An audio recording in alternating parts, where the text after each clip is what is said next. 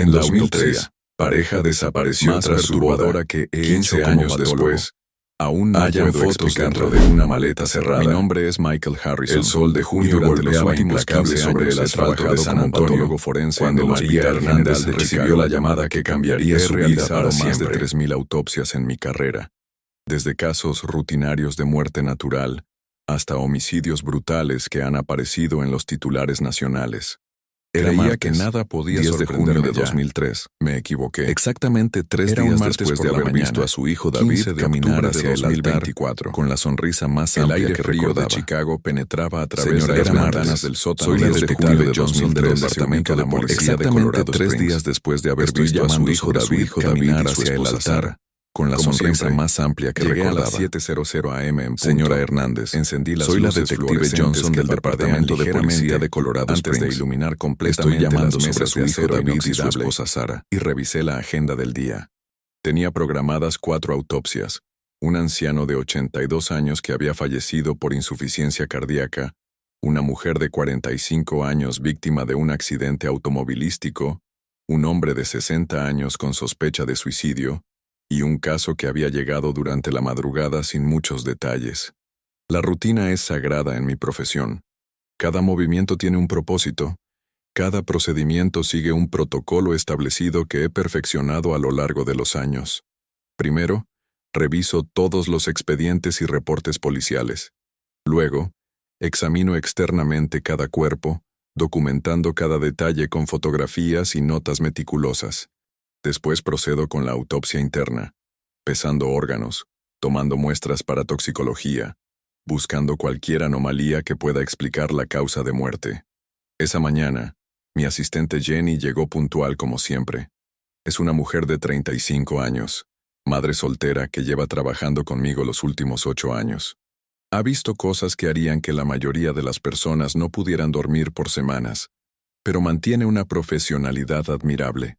Mientras preparábamos los instrumentos para el primer caso, me comentó sobre el cuerpo que había llegado durante la madrugada.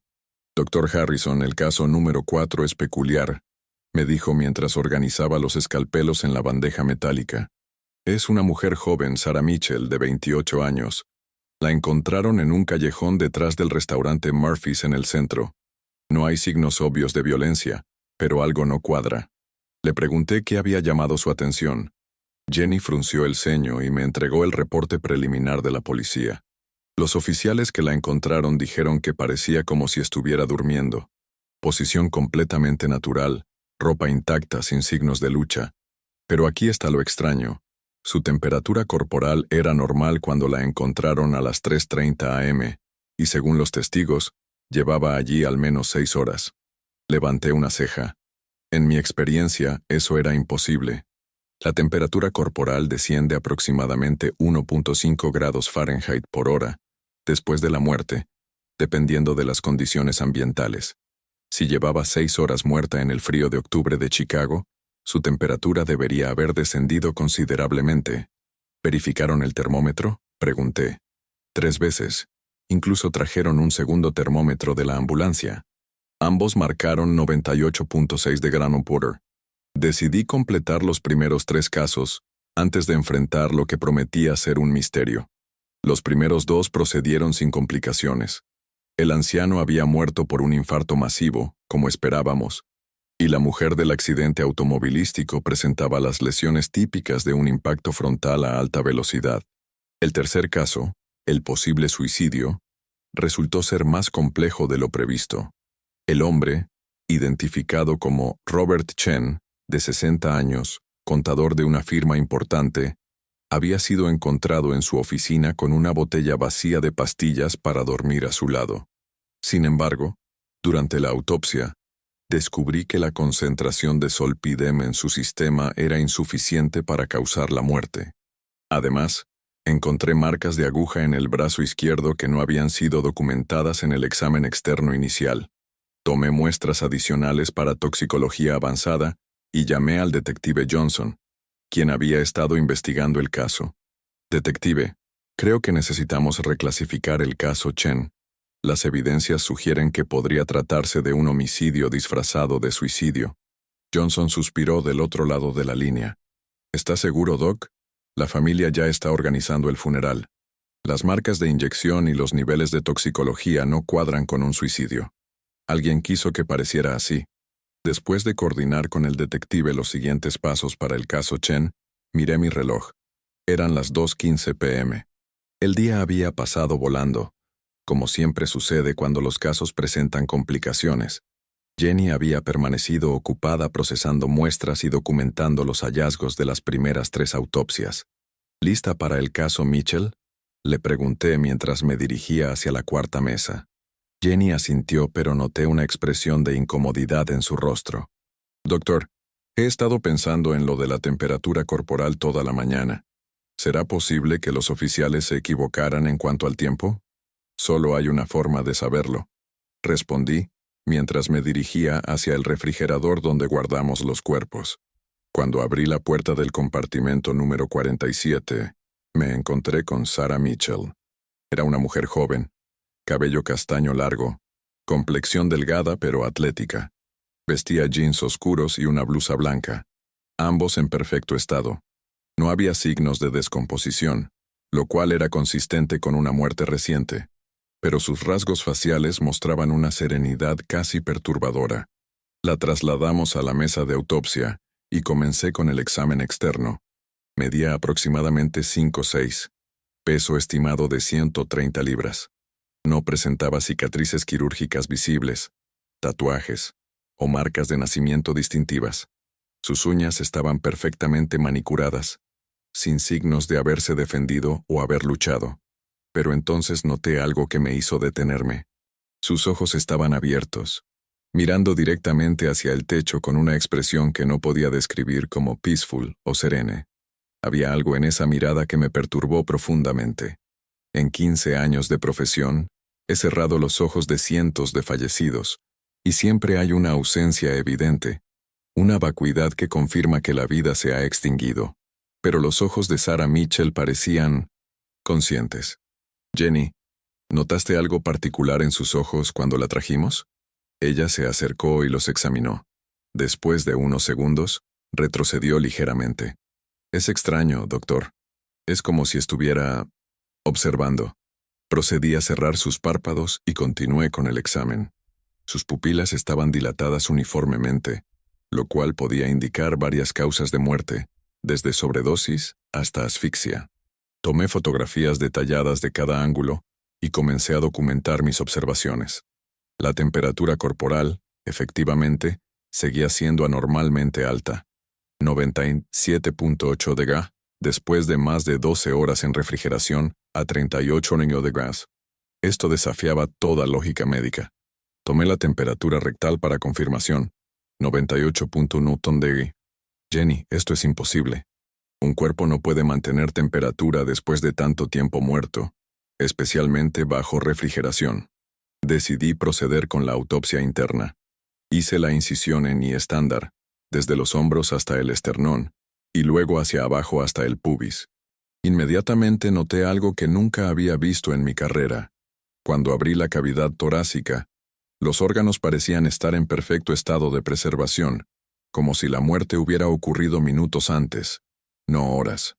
El corazón pesaba 280 gramos, dentro del rango normal para una mujer de su edad y constitución. Pero cuando lo saqué para examinarlo más detalladamente, sentí que aún conservaba una temperatura corporal normal. Lo coloqué en la balanza y llamé a Jenny. ¿Puedes tomar la temperatura de este órgano? Jenny insertó el termómetro digital en el músculo cardíaco. Después de unos segundos, el dispositivo emitió un pitido. 98.4 de Grigg. Nos miramos en silencio. En todos mis años de experiencia, nunca había encontrado un órgano que mantuviera temperatura corporal 12 horas después de la muerte, especialmente después de haber estado refrigerado. Continué con el examen de otros órganos. Los pulmones pesaban 950 gramos combinados, ligeramente por encima del promedio, pero sin signos de edema o patología aparente. El hígado, 1400 gramos, perfectamente normal en apariencia. Los riñones, el vaso, todos los órganos parecían corresponder a una persona viva y saludable. Pero entonces llegué al cerebro.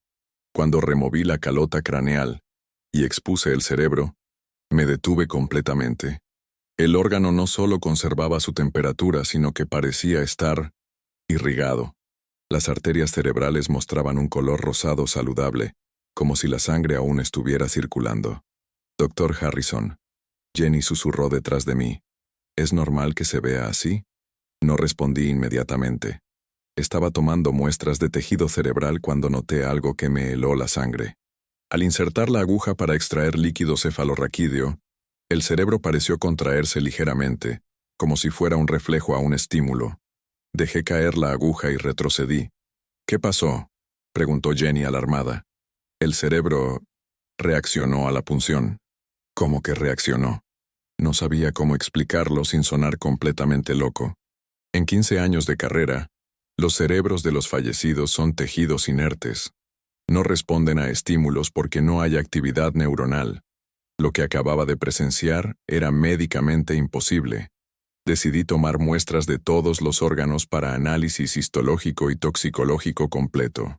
Mientras Jenny organizaba las muestras, yo terminé de documentar todos los hallazgos y tomé fotografías adicionales. Pero no podía quitar de mi mente la imagen de ese cerebro contrayéndose ante el estímulo. Eran las 6:30 p.m. cuando terminamos. Jenny se fue a casa, pero yo me quedé en la morgue revisando una y otra vez las fotografías y notas del caso.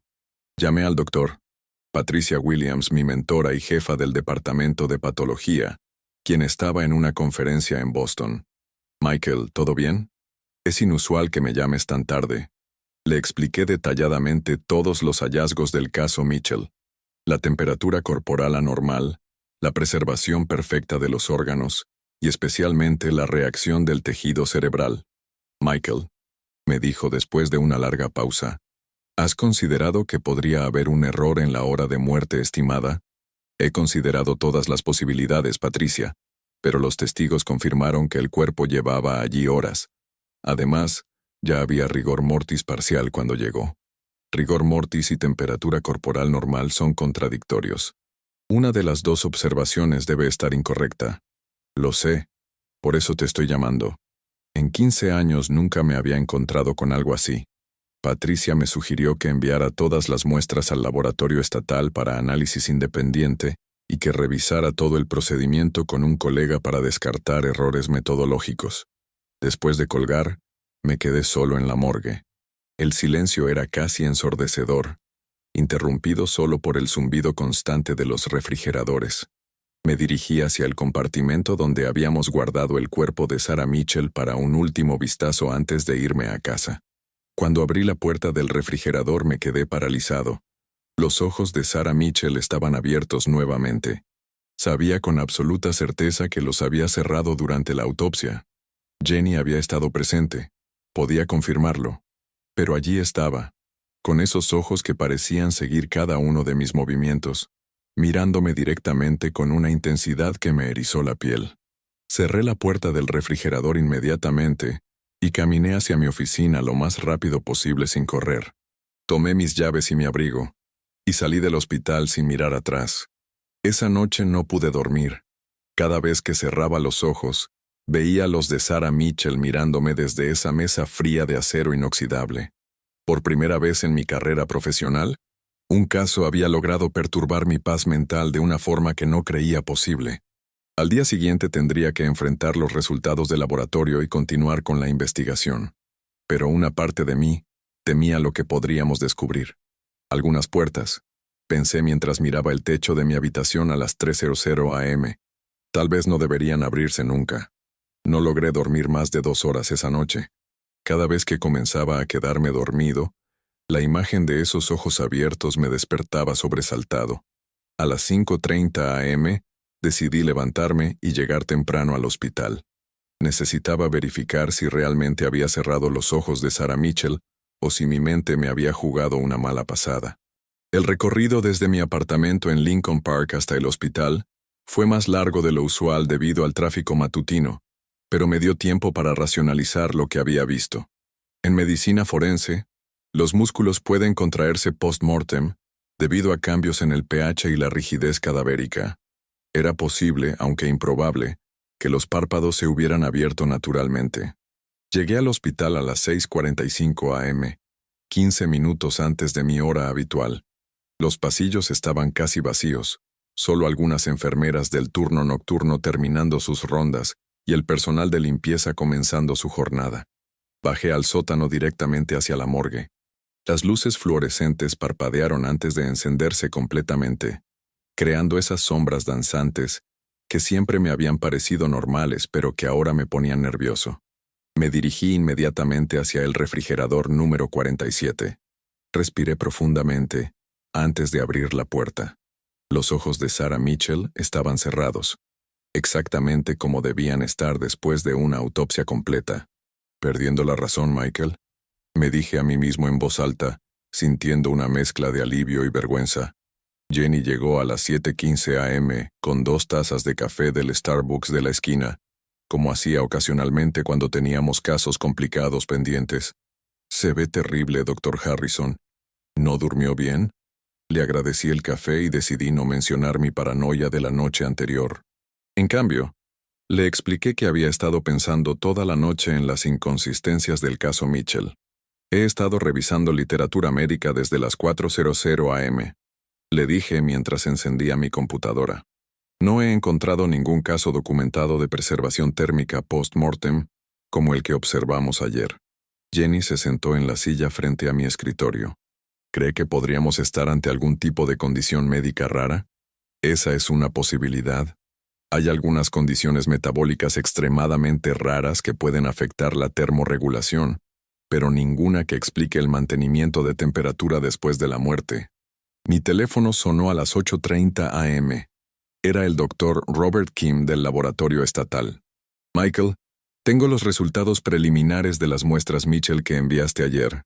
¿Tienes unos minutos para revisarlos? Por supuesto, Robert. ¿Algo inusual? Hubo una pausa prolongada del otro lado de la línea. Michael, necesito que vengas personalmente. Estos resultados, prefiero discutirlos en persona. El laboratorio estatal estaba ubicado a 20 minutos del hospital. Durante el trayecto, mi mente creó docenas de escenarios posibles. Envenenamiento con alguna sustancia exótica, algún tipo de droga experimental, una condición genética desconocida. El Dr. Kim me recibió en su oficina con una expresión que no había visto en los 5 años que llevábamos trabajando juntos. Era una mezcla de confusión y preocupación científica genuina. Michael, en 20 años dirigiendo este laboratorio, nunca había visto resultados como estos. Me entregó una carpeta gruesa con múltiples reportes. Comencé a revisarlos uno por uno. Los análisis toxicológicos están completamente limpios, continuó Kim. No hay rastros de alcohol, drogas ilegales, medicamentos prescritos, venenos conocidos, o cualquier sustancia que pudiera explicar la muerte. Continué leyendo. Los análisis de histopatología mostraban tejidos completamente normales. No había signos de enfermedad, inflamación, necrosis o cualquier patología microscópica. Robert, estos resultados indican que estaba completamente saludable. ¿Cómo murió entonces? Esa no es la parte más extraña, Michael. Kim se dirigió hacia su computadora y abrió un archivo de video. Cuando comenzamos a procesar las muestras de tejido cerebral, notamos algo inusual. Mira esto.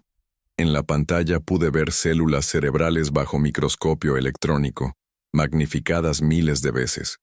Al principio parecían células normales, pero después de unos segundos algo extraordinario comenzó a suceder. ¿Esas células se están moviendo?, pregunté, incapaz de creer lo que veía. No solo se están moviendo, Michael, están mostrando actividad eléctrica. Kim cambió a otra pantalla que mostraba lecturas de actividad eléctrica neuronal. Estas lecturas las tomamos 12 horas después de que recibimos las muestras, 14 horas después de la muerte estimada. Las ondas cerebrales en la pantalla eran débiles, pero inequívocamente presentes. Patrones que solo se ven en cerebros vivos. Esto es imposible, Robert. La actividad neuronal cesa minutos después de la muerte. Lo sé. Por eso repetimos las pruebas con 3 muestras diferentes. Todas muestran el mismo patrón. Kim me mostró más datos. Los análisis de sangre revelaban niveles normales de glucosa, electrolitos y proteínas. Pero había algo más. Michael, Mira los niveles de ATP. El ATP, o adenosintrifosfato, es la moneda energética de todas las células vivas. Después de la muerte, los niveles de ATP descienden dramáticamente en cuestión de minutos. Los niveles están en el rango normal para una persona viva, dijo Kim. Es como si estas células nunca hubieran experimentado muerte celular. Regresé al hospital completamente desconcertado. Los resultados del laboratorio no solo no explicaban la muerte de Sarah Mitchell, sino que sugerían que, biológicamente hablando, no estaba muerta. Jenny me esperaba con más café y una pila de mensajes telefónicos. El detective Morrison llamó 3 veces. Dice que es urgente respecto al caso Mitchell. Llamé inmediatamente al detective Morrison, quien había estado investigando las circunstancias del fallecimiento. Dr. Harrison, hemos estado investigando los últimos días de Sarah Mitchell. Necesito que sepa algo importante. ¿Qué encontraron? Sarah Mitchell había estado visitando múltiples médicos durante las últimas 3 semanas antes de su muerte. Quejas sobre síntomas extraños que ningún doctor pudo explicar. Morrison me envió por fax los reportes médicos que habían recopilado. Los revisé con creciente alarma. 2 semanas antes de su muerte, Sarah había visitado al Dr. James Peterson, su médico familiar, quejándose de episodios donde sentía que se desconectaba de su cuerpo. Describía momentos donde podía verse a sí misma desde afuera, como si fuera una observadora externa de su propia vida. Una semana después, había ido a la sala de emergencias del Hospital Northwestern, quejándose de que no podía sentir su pulso, pero los monitores médicos mostraban signos vitales completamente normales.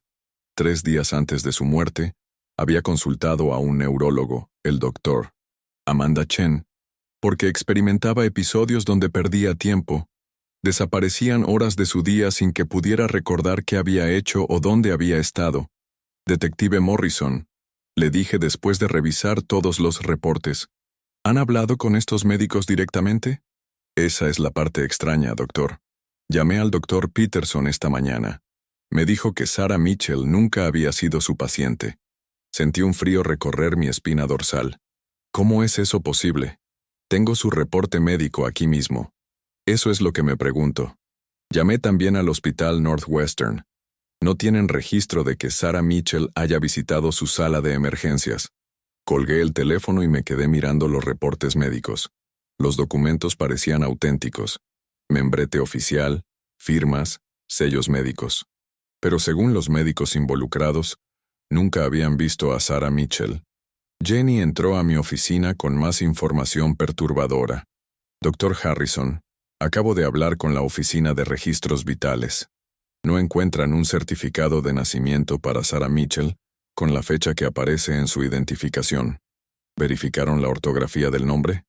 Múltiples variaciones. Incluso buscaron por número de seguro social. No existe en el sistema. Esa tarde decidí visitar el apartamento de Sarah Mitchell. La dirección que aparecía en su identificación me llevó a un edificio de apartamentos en Wicker Park. El administrador del edificio, un hombre mayor llamado Frank, me permitió entrar después de que le expliqué mi posición como patólogo forense a cargo del caso. Apartamento 4B, dijo Frank mientras subíamos las escaleras. Sarah era una inquilina muy tranquila. Pagaba su renta siempre a tiempo, nunca causó problemas. Cuando abrió la puerta del apartamento me quedé sorprendido. El lugar estaba completamente vacío. No había muebles, objetos personales o cualquier señal de que alguien hubiera vivido allí. Frank, ¿cuándo se mudó Sarah? ¿Mudarse? Doctor, ella ha vivido aquí por 2 años. De hecho, pagó el alquiler de este mes hace 2 semanas. Pero el apartamento estaba obviamente vacío, probablemente desde hace meses. Una fina capa de polvo cubría los pisos de madera, y había telarañas en las esquinas. Frank, este apartamento está vacío. El hombre me miró confundido y luego observó el apartamento como si lo viera por primera vez. Esto no es posible. Yo hablé con Sarah hace una semana. Me entregó un pastel de manzana que había horneado. De regreso al hospital, mi mente trataba de procesar toda la información contradictoria. Una mujer que biológicamente no parecía estar muerta, con reportes médicos de doctores que decían no conocerla, viviendo en un apartamento vacío, sin registros oficiales de existencia. Eran las 8 p.m. cuando llegué de nuevo a la morgue. El hospital estaba tranquilo, solo el personal nocturno en los pisos superiores. Decidí hacer un examen más detallado del cuerpo de Sarah Mitchell. Cuando abrí el refrigerador número 47, sus ojos estaban abiertos nuevamente. Esta vez no cerré la puerta. Me quedé allí, mirando directamente esos ojos que parecían observarme con una intensidad inquietante. Por un momento, juraría que vi un reconocimiento en esa mirada, como si supiera quién era yo. ¿Quién eres realmente, Sarah Mitchell? Susurré en voz baja. Como respuesta a mi pregunta, algo completamente imposible sucedió. Los labios de Sarah se movieron ligeramente, formando una palabra silenciosa que pude leer claramente. Ayuda. Cerré la puerta del refrigerador inmediatamente y salí corriendo de la morgue. Tomé las escaleras de 2 en 2 hasta llegar al primer piso, donde había luz y gente. Mi corazón latía tan fuerte que podía escucharlo en mis oídos. Por primera vez en mi carrera profesional, consideré seriamente la posibilidad de que estuviera perdiendo la cordura. Pero los resultados del laboratorio eran reales. Los reportes médicos contradictorios eran reales. El apartamento vacío era real. Y esa palabra silenciosa que había visto formar en sus labios también había sido real. Sarah Mitchell, quienquiera que fuera realmente, no estaba muerta en el sentido tradicional. Y de alguna manera, imposible de explicar médicamente, me estaba pidiendo ayuda. Esa noche llamé al Dr. Williams nuevamente. Patricia, necesito que regreses de Boston. Este caso está yendo más allá de cualquier cosa que pueda manejar solo. Michael, suenas alterado. ¿Qué ha pasado? Le expliqué todo. Los resultados del laboratorio imposibles, la falta de registros oficiales, los reportes médicos contradictorios, y finalmente, aunque sabía que sonaría completamente loco, lo que había presenciado en la morgue. Hubo un silencio largo del otro lado de la línea. Michael, voy a tomar el primer vuelo mañana por la mañana. Mientras tanto, no te quedes solo con ese caso. Llama al doctor Rodríguez para que te acompañe si necesitas regresar a la morgue. Pero sabía que no regresaría a la morgue esa noche. Por primera vez en 15 años, tenía miedo de mi propio lugar de trabajo. Lo que no sabía era que Sarah Mitchell apenas había comenzado a mostrarme cuán profundo era realmente este misterio. El doctor Patricia Williams llegó a Chicago en el vuelo de las 6:45 a.m. La fui a buscar al aeropuerto O'Hare personalmente. Necesitaba hablar con alguien en quien confiara completamente antes de regresar al hospital. Durante los 40 minutos de trayecto desde el aeropuerto, le relaté cada detalle una vez más, incluyendo los aspectos que sabía sonaban completamente irracionales. Patricia me escuchó en silencio, ocasionalmente haciendo preguntas técnicas específicas sobre los procedimientos que había seguido.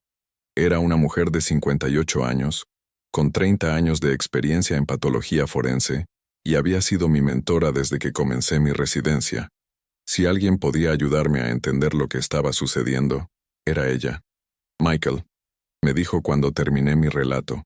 En medicina forense hemos visto casos que desafían la explicación inicial, pero lo que describes va más allá de anomalías médicas. Necesitamos abordar esto sistemáticamente. Llegamos al hospital a las 8:30 a.m. Patricia quería revisar personalmente todos los hallazgos antes de examinar el cuerpo. Comenzamos con los reportes de laboratorio del Dr. Kim. Estos niveles de ATP son efectivamente imposibles post-mortem, confirmó después de revisar los datos. Y la actividad neuronal residual que documentaron, Michael, en 30 años nunca he visto algo así. Mientras revisábamos los documentos, Jenny llegó con información nueva que había estado investigando por iniciativa propia. Dr. Harrison, Dr. Williams, creo que encontré algo importante.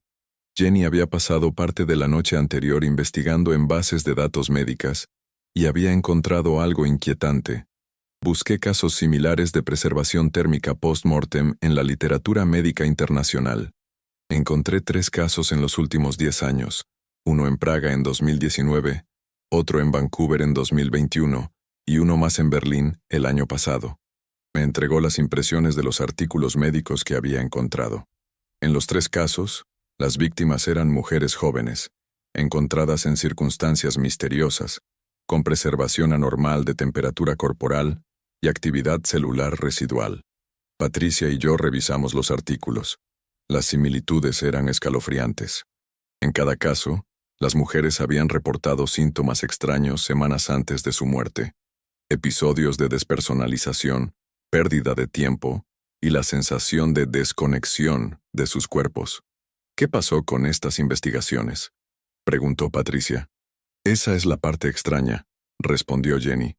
En los 3 casos, las investigaciones se cerraron abruptamente sin conclusiones oficiales. Los cuerpos fueron cremados rápidamente, y los patólogos a cargo nunca publicaron sus hallazgos finales. Patricia y yo nos miramos. Como científicos, sabíamos que los casos médicos inusuales se publican y se discuten en la comunidad médica. El hecho de que estos casos hubieran sido silenciados sugería algo más complejo. Necesito examinar el cuerpo personalmente, decidió Patricia. Bajamos a la morgue a las 10:15 a.m. Patricia quería hacer su propio examen independiente sin que yo influyera en sus observaciones. Abrió el refrigerador número 47 mientras yo observaba desde una distancia prudente. Los ojos de Sarah Mitchell estaban cerrados. Patricia comenzó su examen externo, documentando meticulosamente cada hallazgo. Después de 20 minutos, se dirigió hacia mí. Michael, todo lo que observas es correcto. La preservación del cuerpo es anómala para el tiempo transcurrido. La temperatura se mantiene a 96.8 grados, lo cual es médicamente imposible. Decidimos hacer un experimento. Patricia tomó una pequeña muestra de tejido muscular del brazo de Sarah para análisis inmediato bajo microscopio. Si vamos a entender esto, necesitamos observar la actividad celular en tiempo real, explicó. Preparamos la muestra en el laboratorio de patología del hospital. Lo que vimos bajo el microscopio confirmó nuestros peores temores y plantó nuevas preguntas aterrorizantes. Las células musculares no solo estaban intactas, sino que mostraban signos de actividad metabólica activa. Las mitocondrias, las centrales energéticas de las células, estaban funcionando como si pertenecieran a un organismo vivo. Patricia, esto no es preservación post-mortem. Estas células están vivas. Lo sé, Michael, pero eso plantea una pregunta fundamental. Si sus células están vivas, ¿por qué no tiene signos vitales detectables? Decidimos hacer pruebas más invasivas. Conectamos un electrocardiograma portátil al cuerpo de Sarah, colocando los electrodos en las posiciones estándar. El monitor mostró una línea plana durante varios minutos. Luego, súbitamente, apareció un latido débil pero inequívoco en la pantalla. ¿Viste eso?, preguntó Patricia, ajustando la sensibilidad del equipo. Durante los siguientes 10 minutos el monitor registró latidos esporádicos e irregulares. No era un ritmo cardíaco normal, pero definitivamente era actividad eléctrica cardíaca. «Esto es imposible», murmuré. Hice la autopsia completa. Examiné el corazón directamente. No había actividad. Patricia conectó también un electroencefalógrafo para medir actividad cerebral. Los resultados fueron aún más perturbadores. El EEG mostró ondas cerebrales lentas pero presentes, similares a los patrones que se observan durante el sueño profundo o el coma. Pero lo más inquietante era que las ondas parecían responder a estímulos externos. Cuando hablábamos cerca del cuerpo, la actividad cerebral se intensificaba ligeramente. Michael, creo que necesitamos considerar la posibilidad de que Sarah Mitchell no esté muerta en el sentido tradicional, sino en algún tipo de estado suspendido que no comprendemos. Esa teoría explicaría la preservación celular, la actividad neuronal residual y la temperatura corporal mantenida, pero no explicaba por qué no respiraba, por qué no tenía pulso detectable o por qué había mostrado signos de rigor mortis. A las 2:00 p.m., mientras analizábamos los datos, recibimos una llamada inesperada. Era el detective Morrison. «Dr. Harrison, necesitan venir al apartamento de Sarah Mitchell inmediatamente. Hemos encontrado algo». Patricia y yo nos dirigimos hacia Wicker Park. Cuando llegamos había 3 patrullas de policía estacionadas frente al edificio. Morrison nos esperaba en la entrada. «Esta mañana decidimos hacer una búsqueda más exhaustiva del apartamento», explicó mientras subíamos las escaleras. Trajimos equipo especializado para detectar evidencia forense. Cuando entramos al apartamento que había visto vacío el día anterior, me quedé sin aliento. El lugar estaba completamente amueblado. Había muebles, libros, fotografías, objetos personales. Era como si alguien viviera allí activamente. Detective Morrison, ayer este apartamento estaba completamente vacío. Lo sé, doctor. Por eso los llamé. Frank, el administrador, insiste en que siempre ha estado así, pero tenemos las fotografías que tomaron ayer. Morrison nos mostró las fotografías en su teléfono. Efectivamente mostraban un apartamento vacío, con polvo y telarañas, pero el apartamento frente a nosotros estaba limpio, organizado y obviamente habitado. Patricia comenzó a examinar los objetos personales. En el escritorio encontró una computadora portátil que estaba encendida. En la pantalla había un documento de texto abierto que contenía lo que parecía ser un diario. Michael, mira esto. Las entradas del diario describían exactamente los síntomas que habíamos leído en los reportes médicos. Episodios de despersonalización, pérdida de tiempo, la sensación de observarse desde fuera. Pero las entradas finales, fechadas apenas 3 días antes de la muerte de Sarah, contenían información que nos heló la sangre. Los episodios son más frecuentes ahora. A veces paso horas sin recordar dónde estoy o qué estoy haciendo. Pero lo más aterrador es que durante esos momentos siento que alguien más está controlando mi cuerpo, como si fuera una marioneta y alguien más tirara de los hilos. He estado investigando y encontré casos similares en otros países. Mujeres jóvenes con síntomas idénticos. Todas murieron en circunstancias misteriosas. Pero creo que muerte no es la palabra correcta para describir lo que les pasó. Tengo miedo de que pronto no sea yo quien esté escribiendo en este diario. La última entrada estaba fechada el día de su muerte. No soy Sarah Mitchell. Nunca lo he sido. Soy algo que necesitaba un cuerpo para existir en este mundo. Pero algo salió mal con este proceso. El cuerpo está rechazando mi presencia. Necesito ayuda antes de que sea demasiado tarde para ambas. Patricia y yo nos miramos en silencio. La implicación de lo que acabábamos de leer era aterrorizante y completamente fuera del ámbito de la medicina convencional. ¿Están sugiriendo que estamos ante algún tipo de posesión?, preguntó Morrison, obviamente incómodo con la dirección que estaba tomando la investigación. No sé qué estamos sugiriendo, respondí honestamente, pero los hechos médicos son innegables.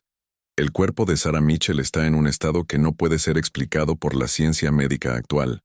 Decidimos llevar la computadora portátil al hospital para un análisis más detallado. En el camino de regreso, Patricia expresó sus preocupaciones. Michael, si lo que sugiere este diario es cierto, no estamos ante un caso médico convencional. Esto va más allá de la patología forense. ¿Qué propones que hagamos? Creo que necesitamos consultar con expertos fuera de nuestro campo. Psiquiatras especializados en trastornos disociativos, tal vez incluso investigadores en fenómenos anómalos. Cuando regresamos al hospital, había un mensaje urgente esperándonos. El Dr. Kim había llamado con resultados adicionales de las muestras de tejido. Lo llamé inmediatamente. Michael, los resultados de las pruebas de ADN son incomprensibles. ¿Qué encontraste, Robert? El ADN muestra 2 patrones genéticos distintos en la misma muestra. Es como si 2 personas diferentes coexistieran en el mismo cuerpo. Esa información confirmó nuestros peores temores. Desde una perspectiva científica, era imposible que un cuerpo contuviera 2 patrones de ADN distintos, a menos que fuéramos gemelos quiméricos, una condición extremadamente rara. Pero la descripción del diario sugería algo mucho más complejo y perturbador. Regresamos a la morgue a las 6:00 p.m.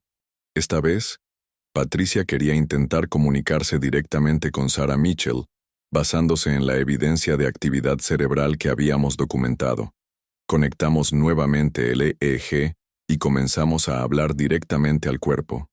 Sarah, si puedes escucharnos, queremos ayudarte, dijo Patricia en voz clara. Las ondas cerebrales en el monitor se intensificaron inmediatamente.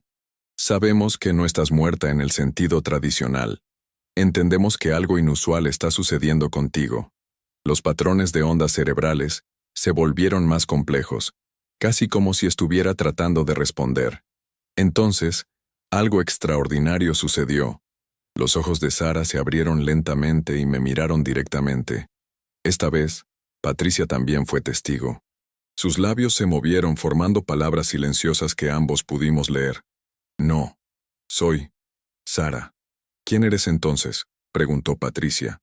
Necesito ayuda para regresar a casa. Las ondas cerebrales en el monitor se volvieron caóticas, como si dos señales diferentes estuvieran interfiriendo entre sí. ¿Dónde está Sara?, pregunté. Los ojos se cerraron por un momento. Luego se abrieron nuevamente. Esta vez, la expresión había cambiado completamente. Había una suavidad, una humanidad que no había estado presente antes. Estoy aquí, pero ella es más fuerte. Patricia y yo comprendimos que estábamos siendo testigos de algo que desafiaba toda comprensión médica y científica.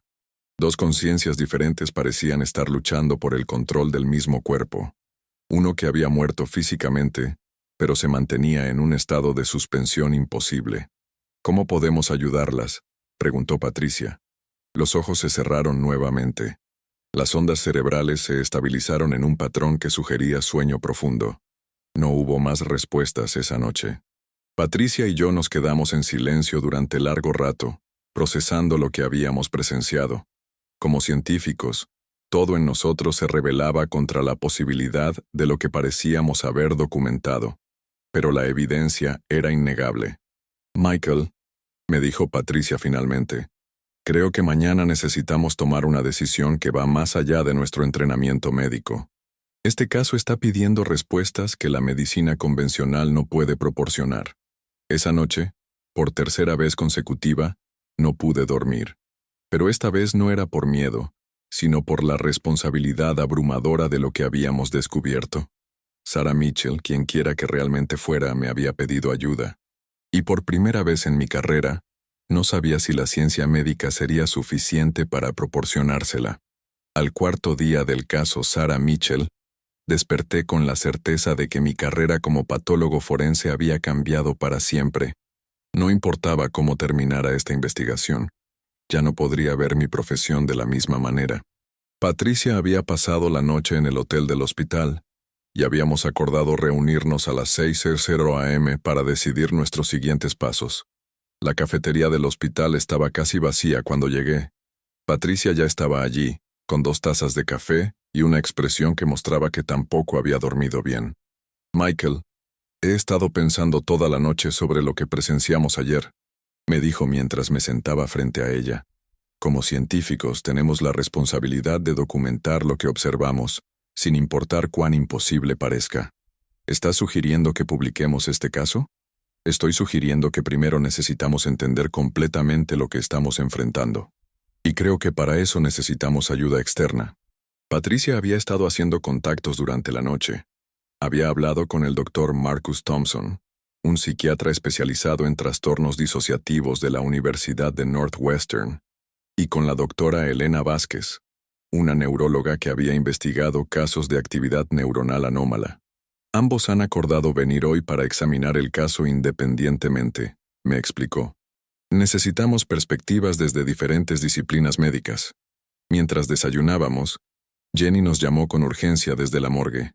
Dr. Harrison, necesitan venir inmediatamente. Algo está pasando con el cuerpo de Sara Mitchell. Corrimos hacia el elevador y bajamos al sótano. Jenny nos esperaba en la puerta de la morgue con una expresión de alarma que nunca le había visto. La temperatura corporal está subiendo, nos dijo mientras nos dirigíamos hacia el refrigerador número 47. Comenzó hace 1 hora. Ya está en 101.3 de GAFE y sigue aumentando. Abrimos el refrigerador. Sara Mitchell tenía los ojos abiertos, pero esta vez había algo diferente. Parecía estar sudando como si tuviera fiebre. Esto es fisiológicamente imposible, murmuré mientras tomaba su temperatura rectal. 102.8 de GAFE. Patricia conectó inmediatamente el EEG. Las ondas cerebrales mostraban una actividad intensa, casi frenética. Es como si estuviera teniendo algún tipo de crisis neurológica, observó Patricia. Decidimos trasladar el cuerpo a una de las salas de examen para monitoreo continuo. Mientras preparábamos el equipo médico, los ojos de Sara nos siguieron durante todo el proceso. A las 10:30 am llegaron los Dres Thompson y Vázquez. Les expliqué brevemente el caso mientras Patricia les mostraba toda la documentación que habíamos recopilado. El doctor Thompson, un hombre afroamericano de unos 50 años con experiencia en casos psiquiátricos complejos, escuchó nuestro reporte con expresión pensativa. En mi experiencia con trastornos disociativos, comentó después de revisar los datos, he visto casos donde los pacientes reportan sentir que alguien más controla su cuerpo, pero nunca en un contexto post-mortem. La doctora Vázquez, una mujer latina de 40 años especializada en neurología, se enfocó en los patrones de EEG. Estos patrones de ondas cerebrales son consistentes con lo que observamos en pacientes en estados de coma profundo, pero con períodos de semiconciencia. Sin embargo, la preservación de actividad neuronal después de muerte clínica no tiene precedentes en la literatura médica. Decidimos hacer un examen conjunto del cuerpo. Los 4 médicos rodeamos la mesa donde habíamos colocado a Sarah Mitchell. Su temperatura había continuado subiendo. 103.9 de Grampa. El doctor Thompson comenzó su evaluación hablando directamente al cuerpo. Si hay alguien que puede escucharme, me gustaría comunicarme contigo. Inmediatamente, las ondas cerebrales se intensificaron en el monitor. Los ojos de Sarah se enfocaron en el doctor Thompson. ¿Puedes entenderme?, preguntó. Los labios se movieron formando la palabra. Sí. ¿Eres Sarah Mitchell? Una pausa larga, luego. No. ¿Qué eres? Esta vez la respuesta tardó más en llegar. Los ojos se cerraron como si fuera un gran esfuerzo. Luego se abrieron nuevamente. Estoy perdida. La doctora Vázquez se inclinó hacia adelante. ¿Perdida cómo? No puedo regresar. ¿A dónde pertenezco? ¿Dónde perteneces? Los ojos se cerraron nuevamente. Cuando se abrieron, la expresión había cambiado. Era más suave, más humana. Yo soy Sarah. La voz silenciosa parecía diferente. Ella está usando mi cuerpo, pero no puede controlarlo completamente. Patricia intervino. Sarah, ¿puedes decirnos qué te pasó? Comencé a sentir que no era yo misma. Hace un mes. Episodios donde perdía tiempo. Luego me di cuenta de que cuando regresaba, había hecho cosas que no recordaba. El doctor Thompson tomó notas detalladas. ¿Sabías qué era lo que había tomado control? Al principio no, pero luego comencé a sentir su presencia. Estaba asustada. No es humana. Los ojos se cerraron abruptamente. Cuando se abrieron, la expresión había vuelto a cambiar a esa mirada intensa y no humana. Necesito este cuerpo, formaron los labios. Mi forma original no puede existir en este plano. La doctora Vázquez preguntó, ¿de dónde vienes? Un lugar entre lugares. Pero algo salió mal cuando intenté anclarme a este cuerpo. ¿Por qué salió mal? Su alma es más fuerte de lo que esperaba. Está luchando por recuperar su cuerpo. La temperatura corporal había subido a 105.2 de Graparo. Como médicos, sabíamos que temperaturas cerebrales por encima de 106 de Graparo podían causar daño neurológico permanente, aunque técnicamente el cuerpo ya estuviera clínicamente muerto. ¿Qué pasará si continúa esta lucha?, pregunté. Los ojos me miraron directamente. Ambas moriremos. Definitivamente. Ella perderá su alma y yo seré destruida. Patricia se dirigió a los otros médicos. ¿Existe algún procedimiento médico o psiquiátrico que pueda ayudar en esta situación? El doctor Thompson negó con la cabeza. Esto va más allá de cualquier trastorno disociativo conocido. Si lo que estamos presenciando es real, estamos ante algo que no tiene precedentes en psiquiatría. La doctora Vázquez añadió, desde una perspectiva neurológica, la coexistencia de 2 patrones de conciencia en el mismo cerebro es teóricamente imposible. Pero los datos EEG claramente muestran interferencia entre 2 señales neurológicas distintas. En ese momento, algo dramático sucedió. Los ojos de Sara se abrieron completamente y por primera vez emitió un sonido audible, un gemido profundo y angustiado que pareció venir de lo más profundo de su ser. Todos los monitores médicos comenzaron a mostrar actividad errática. El EEG mostraba ondas cerebrales caóticas, como si dos sistemas neurológicos estuvieran luchando por el control. La temperatura está subiendo rápidamente, gritó Jenny monitoreando los signos vitales. 106.8 de Gras y ascendiendo. El cuerpo comenzó a convulsionar. No eran convulsiones neurológicas normales, sino algo más profundo, como si estuviera siendo desgarrado desde adentro. Necesitamos hacer algo, dijo Patricia. Si esto continúa, vamos a perder cualquier oportunidad de ayudar a cualquiera de las dos. Sin precedentes médicos que seguir, tomé una decisión que iba contra todo mi entrenamiento científico. Me acerqué al cuerpo y hablé directamente. Escúchenme ambas. Están destruyéndose mutuamente. Tiene que haber una solución. Las convulsiones se detuvieron. Los ojos se enfocaron en mí. Sara, ¿estás ahí? Una pausa. Luego un movimiento de labios casi imperceptible. Sí. ¿Quieres luchar por tu cuerpo o quieres encontrar la paz? Los ojos se cerraron. Cuando se abrieron había lágrimas. Quiero la paz, pero tengo miedo de lo que pasará después. Me dirigí a la otra presencia. ¿Y tú? ¿Estás dispuesta a dejar ir este cuerpo? La expresión cambió inmediatamente. Si lo hago, dejaré de existir.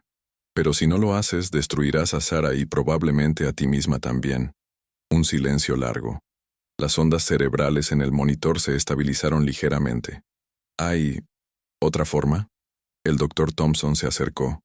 En algunas tradiciones psiquiátricas y espirituales existe el concepto de liberación voluntaria, un proceso donde entidades separadas pueden separarse sin destruirse mutuamente. ¿Cómo?, preguntó la presencia a través de los labios de Sara. Requiere que ambas estén dispuestas a dejarse ir.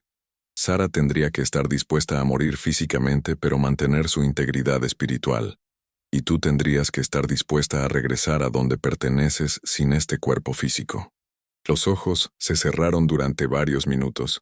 Las ondas cerebrales mostraron patrones complejos, como si hubiera una comunicación interna entre las dos conciencias.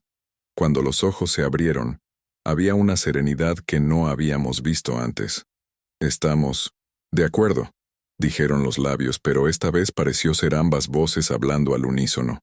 Sara quiere encontrar la paz, y yo quiero regresar a casa. ¿Cómo podemos ayudarlas?, preguntó Patricia. Solo manténganse cerca. No queremos estar solas durante la transición. Durante las siguientes 2 horas, presenciamos algo que ningún texto médico podría jamás describir adecuadamente. La temperatura corporal comenzó a descender gradualmente. Las ondas cerebrales se volvieron más lentas y más organizadas. Los ojos permanecieron abiertos, pero la intensidad de la mirada comenzó a suavizarse. Gracias, formaron los labios una última vez, por ayudarnos a encontrar la manera. A las 3:47 p.m., todos los monitores mostraron una línea plana. La temperatura corporal descendió rápidamente a la temperatura ambiente. Los ojos se cerraron suavemente, y por primera vez desde que había llegado el cuerpo, Sara Mitchell parecía estar en verdadera paz. Los 4 médicos nos quedamos en silencio durante largo rato. ¿Qué ponemos en el reporte oficial?, preguntó finalmente Jenny. Patricia y yo nos miramos. Sabíamos que la versión oficial tendría que ser una causa de muerte médicamente aceptable. Pero entre nosotros, sabíamos que habíamos sido testigos de algo que cambiaría para siempre nuestra comprensión de la vida, la muerte y lo que existe entre ambas. Causa de muerte. Fallo multiorgánico de origen indeterminado, dijo Patricia. Los hallazgos adicionales se mantendrán en un expediente separado para investigación futura. Esa noche, después de que Patricia regresara a Boston, me quedé solo en mi oficina escribiendo las notas más detalladas posibles sobre todo lo que habíamos presenciado. Sabía que era probable que nunca pudiera publicar este caso en una revista médica convencional, pero también sabía que tenía la responsabilidad de documentarlo para futuras generaciones de médicos que podrían enfrentar algo similar. 3 semanas después recibí una carta del detective Morrison. Habían cerrado oficialmente el caso de Sarah Mitchell, pero me informó que habían encontrado algo interesante mientras limpiaban su apartamento. En una caja debajo de su cama, habían encontrado cartas de otras mujeres de diferentes países, todas describiendo síntomas idénticos a los que Sarah había experimentado. Las cartas estaban fechadas durante los últimos 5 años, y todas terminaban con la misma súplica. Si algo me pasa, por favor encuentren a alguien que pueda entender lo que está sucediendo. Entendí que Sarah Mitchell no había sido un caso aislado. Había sido parte de algo más grande, algo que todavía no comprendemos completamente. 6 meses después del caso, hice algo que nunca pensé que haría. Comencé a estudiar literatura sobre fenómenos paranormales y casos médicos anómalos. No porque hubiera perdido mi fe en la ciencia médica, sino porque había aprendido que la verdadera ciencia requiere mantener la mente abierta ante lo inexplicable. El caso de Sarah Mitchell me enseñó que como médicos, a veces nuestro deber no es solo diagnosticar y tratar, sino también estar presentes para nuestros pacientes durante experiencias que van más allá de nuestra comprensión actual. Todavía trabajo como patólogo forense. Todavía sigo todos los protocolos médicos establecidos. Pero ahora, cuando me enfrento a un caso que parece desafiar la explicación, recuerdo las palabras silenciosas de Sarah Mitchell pidiendo ayuda, y me aseguro de escuchar no solo con mis instrumentos médicos, sino también con una mente abierta a posibilidades que la ciencia aún no ha logrado explicar. Algunas noches, cuando trabajo tarde en la morgue, juro que puedo sentir una presencia pacífica cerca de mí. No es aterrorizante como lo fue durante esos 4 días intensos. Es más bien como si Sarah Mitchell hubiera encontrado finalmente la paz que buscaba, y de vez en cuando me visitara para recordarme que mi trabajo va más allá de simplemente determinar causas de muerte. A veces, nuestro trabajo como médicos es ayudar a las almas a encontrar su camino, incluso cuando ese camino nos lleve más allá de los límites de todo lo que creíamos posible. El caso de Sarah Mitchell sigue siendo el más perturbador que he manejado en mi carrera. No porque fuera violento o grotesco, sino porque me forzó a cuestionar las fronteras entre la vida y la muerte, entre lo explicable y lo misterioso, entre la ciencia médica y los aspectos de la existencia humana que aún no comprendemos. Y hasta el día de hoy, cada vez que cierro los ojos, puedo ver esa mirada que parecía pedir ayuda desde un lugar que va más allá de la comprensión médica convencional. Esa es la autopsia más perturbadora que he hecho como patólogo, y aún no puedo explicarla completamente. ¿Qué opinas de este caso tan perturbador? ¿Crees que existen fenómenos que van más allá de lo que la ciencia médica puede explicar? ¿O piensas que debe haber una explicación racional para todo lo que el Dr. Harrison experimentó? Me encantaría conocer tu perspectiva sobre esta historia tan inquietante. Déjame tu comentario abajo contándome qué fue lo que más te impactó del caso de Sarah Mitchell. Si te gustó esta historia y quieres escuchar más casos médicos misteriosos como este, no olvides darle like al video y suscribirte al canal para no perderte ningún relato. Tu apoyo significa mucho para mí, y me ayuda a seguir trayéndote estas historias que nos hacen cuestionar los límites de lo que creemos posible. Nos vemos en el próximo caso.